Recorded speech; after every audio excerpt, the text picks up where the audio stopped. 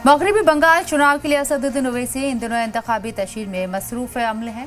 मजलिस इत्तेहादुल मुस्लिमीन के सदर और रुकन पार्लियामान असदुद्दीन ओवैसी ने मरकजी सरकार और ममता सरकार पर निशाना साधा। ओवैसी ने कहा है कि सरकार ने अक़लियतों के लिए कुछ नहीं किया है, यहाँ ज्यादातर सेकुलर सरकार ही रही है, लेकिन मुसलमानों की हालत अभी भी खराब है। ये लोग मुसलमानों को सिर्फ वोटर समझते हैं, इस सोच को बदलना है। मुसलमानों की एक आज़ाद लीडरशिप होनी चाहिए। टीएमसी, बीजेपी और कांग्रेस से सभी ने मुसलमानों के इसको सिर्फ इस्तेमाल किया है।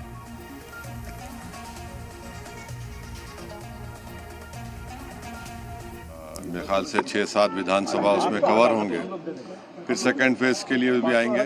कोशिश कर रहे हैं, हमको उम्मीद है कि अब की बार हमको कामयाबी मिलेगी। अब वो देखिए, हमको कभी इनसे जोड़ देते, कभी बीजेपी से जोड़ देते, कभी टीएमसी से जोड़ देते।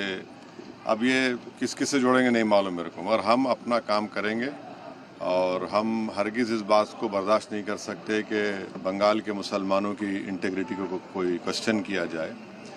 और यहाँ पर 50, 55, 60 साल से सेकुलर गवर्नमेंट ही रही है, मगर जो अल्पसंख्यक समाज मुसलमान की जो स्थिति है, जो खुद गवर्नमेंट का डेटा बताता है, वो बहुत ख़राब है, बुरा हाल है। एजुकेशन ले लीजिए, सोशली देख लीजिए, इकोनॉमिकली देख लीजिए।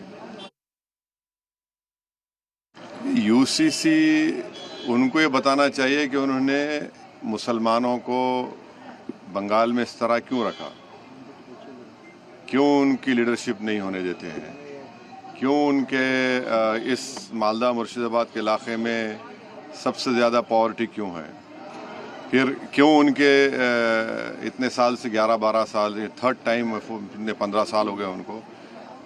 आप देखते हैं कि सिर्फ 7% मुस्लिम एम्प्लॉयमेंट है।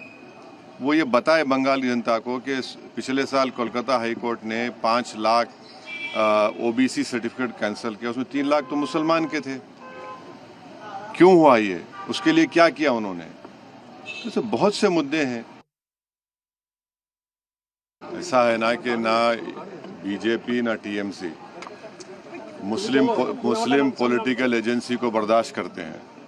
तो हमारी कोशिश ये है कि इंडिपेंडेंट एक मुस्लिम पॉलिटिकल लीडरशिप बने, वही हमारी कोशिश है।